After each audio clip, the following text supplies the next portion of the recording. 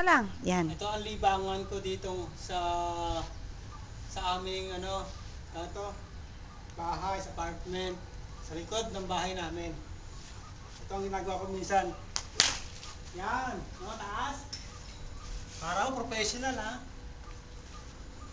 Pag kumalo yan, pupuntahin ko sa dulo, tingnan mo. Yung dulo yan, may watawat doon. O sige, ito na ako, papalo ulit. Yun, napunta sa kabila eh. Ayaw mo doon sa point ng ano ko. Yan. Yan, isa pa, hanggang 4. Yun. Layo ah. Malayo yan, isa pa. Isang minuto na.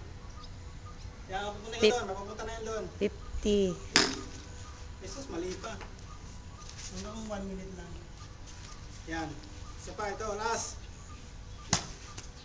Dali.